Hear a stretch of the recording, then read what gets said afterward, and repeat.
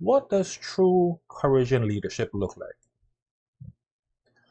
And what would it take to be able to make a life or death decision under pressure?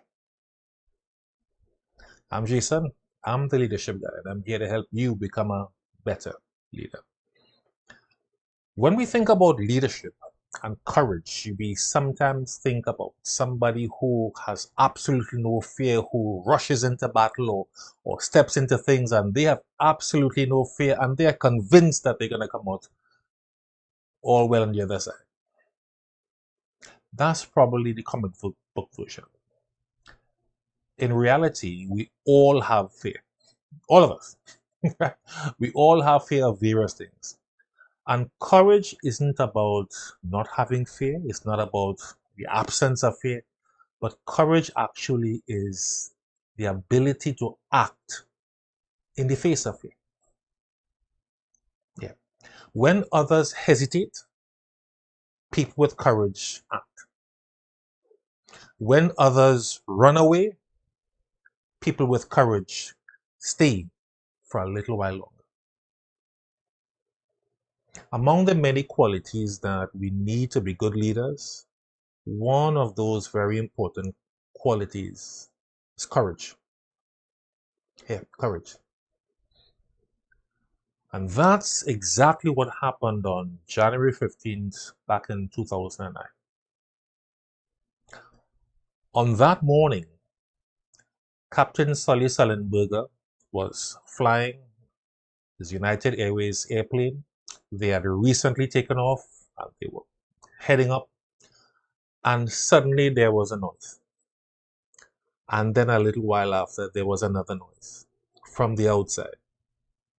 And the alarms went off in the cockpit. It started, noise started blaring. Something was terribly wrong. When they realized what had happened, it turned out that they had suffered what's called a bird strike. A bird strike is typically when a bird gets into the jet engine itself. Now on that day, they didn't encounter a little pigeon. Oh no. They encountered a couple geese. They flew into the path of a couple geese. And one went into the engine on the left, and another one went into the engine on the right, and both engines shut off. That meant that from that point, those engines were not putting out any more power. They were now gliding. And once they realized exactly what had happened, they had a very important decision to make. They needed to find a safe place to land ASAP, as soon as possible. The first consideration would have been for them to return to the airport that they had just come from. When Captain Sully Sullenberger assessed the situation, he realized they would not be able to make it back to that airport. In conversation amongst himself and his first officer, and in collaboration with the air traffic control, they asked for options. What other airports are there close by? They were given another option. And Captain Sullenberger again realized we are not going to be able to make it there. Not having engines working means that you have no power to keep flying the plane. And when you're gliding, yeah, you can only glide for so far. And so in considering the options, the only thing that seemed reasonable that they could actually land was the Hudson River beneath them. That is not usually the kind of choice that you want to make. But Sully had a significant and serious and important choice to make. He had 155 passengers in that airplane, and he needed to get that airplane on the ground as quickly as possible. And so they made a decision, Hudson River it is. And so they made the adjustments, started setting the airplane up to land on the Hudson River. That is not something that is usually done, but they had to do it. We communicated with the cabin crew, made one announcement to the passengers to let them know brace for impact. And he and his first officer got everything ready, and they headed straight for the Hudson River. And with a combination of maybe quite a bit of luck and incredible flying skill, Sully was able to land the airplane safely on the Hudson River. When they landed safely in the Hudson River, the cabin crew started evacuation procedures, got everyone out of the airplane. Now, folks, I live in Trinidad and Tobago. The waters around Trinidad and Tobago are warm. Right? Getting out of an airplane and wading into the water in this country is one thing. This was New York City. This was January. This was winter. That water will kill you because of the sheer temperature. So when the cabin crew got the passengers out of the airplane, they could not go into the water. They had to stand on both wings, on the left wing and on the right wing, stand on the wing, get as far out as possible, and put everyone on the wings.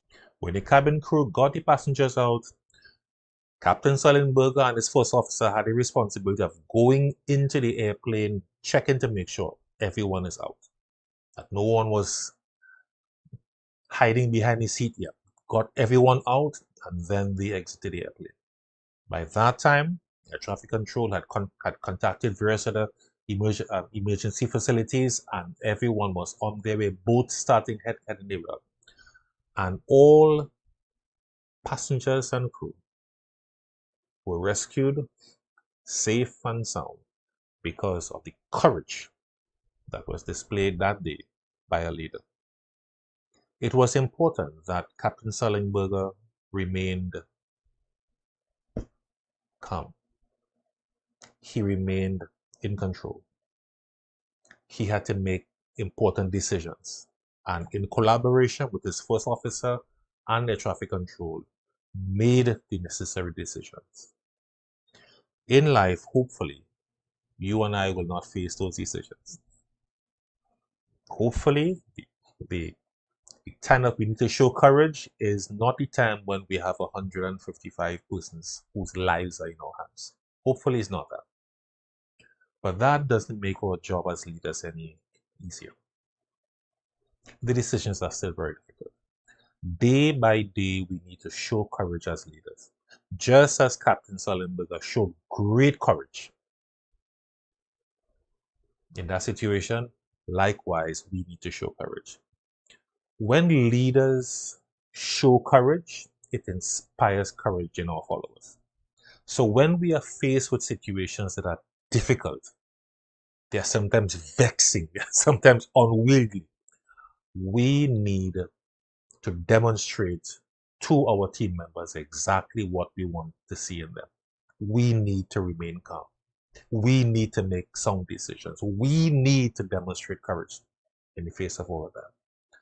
So, my fellow leader, as you continue leading, as you lead your team, as you lead your organization, as you lead your group, as you lead your family, be courageous. Be strong and do it. Whatever is in front of you, whatever decisions that you need to make, be strong and do it. Check out this video for more help in becoming a better leader. See you next time.